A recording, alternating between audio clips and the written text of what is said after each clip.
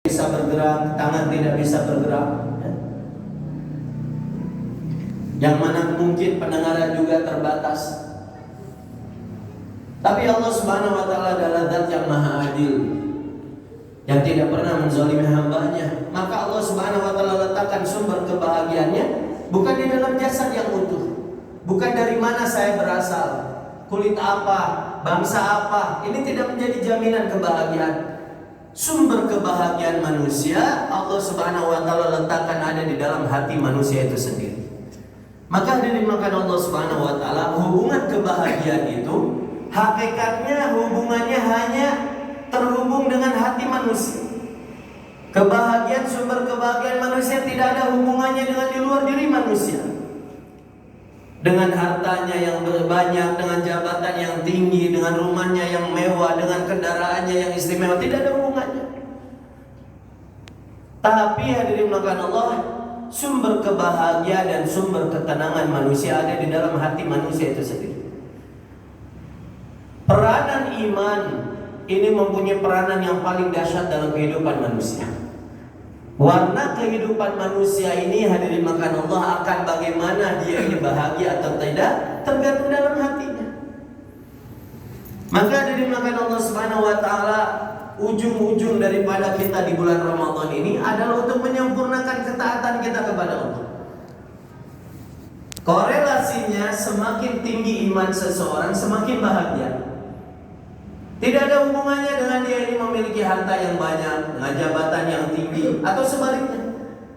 Hubungannya dengan iman. Apabila iman seseorang ini naik, iman seseorang ini kuat, semakin tinggi iman seseorang, maka kehidupannya semakin istimewa, kehidupannya semakin bahagia. Di mana saja dia berada, apakah dia kaya, apakah dia miskin, apakah dia pejabat, apakah dia rakyat, apakah dia sempurna anggota tubuhnya, apakah tidak sempurna, hubungannya adalah di dalam hati kita, di dalam iman kita. Kesusahan, penderitaan ini hadirin makan Allah hubungannya dengan iman kita. Semakin rendah iman seseorang, semakin lemah iman seseorang, semakin susah dalam hidupnya. Allah tidak kaitkan segala sesuatu dengan ujian, keadaan-keadaan yang Allah berikan kepada kita. Wa man 'arada 'an dzikri fa inna lahu ma'isyatan dhanka. Barang siapa yang dia berpaling daripada mengingatku, maka dia akan mendapatkan kehidupan yang sempit. Kehidupan yang sempit bukan dia ini dalam gubuk derita, dalam kemiskinan, tidak. Bisa jadi orang yang paling miskin di dunia ini, ketika hatinya dipenuhi dengan iman, dia merasakan kelezatan, kemanisan iman, sehingga dia merasakan kebahagiaan yang luar biasa. Maka Bapak Ibu yang mulia, kenapa Rasulullah SAW di bulan Ramadan ini mengatakan lis-shaimi farhatan? Bagi orang yang puasa itu akan mendapatkan dua kebahagiaan. Rasulullah SAW ingin memberitahu kepada kita, puncak dari kebahagiaan bukan kita ini bisa merealisasi keinginan kita. Hari ini orang beranggapan sukses itu kalau keinginan saya terpuaskan, keinginan saya, cita-cita saya terkabulkan, itulah sukses.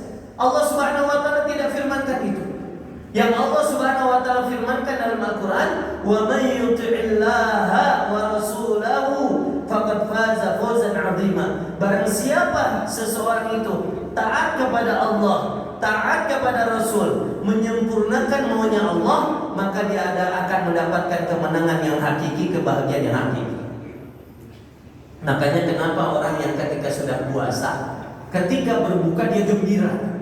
Allah ingin memberitahu, kamu sudah capek, kamu sudah letih menghadapi rintangan-rintangan. Ketika kamu puasa, ternyata di depan kamu lewat cendol, lewat goyobot, tapi kamu tahan. Ketika kamu menjalankan puasa, rintangan-rintangan, ketika datang azan maghrib, begitu gembiranya Allah berikan lis-shaimi farhatan. Inilah kegembiraan sebetulnya. Dan Allah Subhanahu wa Ta'ala memberitahukan kepada kita, ada yang lebih dari itu. Itu hanya gambaran kecil saja bagi seorang yang beriman, bagi seorang muslim yang ketika dia menjalankan puasanya sesuai dengan maunya Allah, dia tahan laparnya, dia tahan dahaganya, dia tahan mulutnya daripada berdusta, berbohong, dia tahan daripada amarah emosinya. Dia tahan daripada sifat munafiknya. Maka ketika maghrib Allah berikan kegembiraan, dan Allah Subhanahu wa taala dan Rasulullah sallallahu alaihi wasallam sampaikan, wa farhatun 'inda liqa'i rabbih. Tapi kebahagiaan yang sebetulnya yang hakiki bukan kebahagiaan ketika buka puasa saja.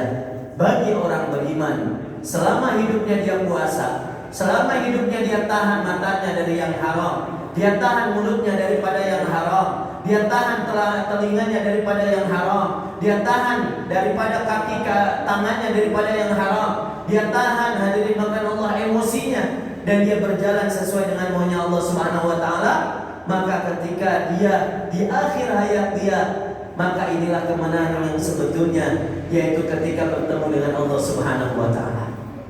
Suatu ketika Bilal radhiyallahu anhu dialog bersama istrinya, kemudian Bilal dalam keadaan kesakitan, kemudian istrinya menjawab, wahai suamiku, alangkah kasihan engkau, dan engkau dalam kesakitan, dalam penderitaan. Tapi jawaban Bilal radhiyallahu anhu, jangan katakan itu wahai istriku, sesungguhnya saya ini sebentar lagi akan merasakan kebahagiaan yang tidak ada ujungnya, yaitu kebahagiaan bertemu dengan kekasih saya Allah Subhanahu wa taala, dan bertemu dengan kekasih saya yaitu Nabi Muhammad sallallahu alaihi wasallam.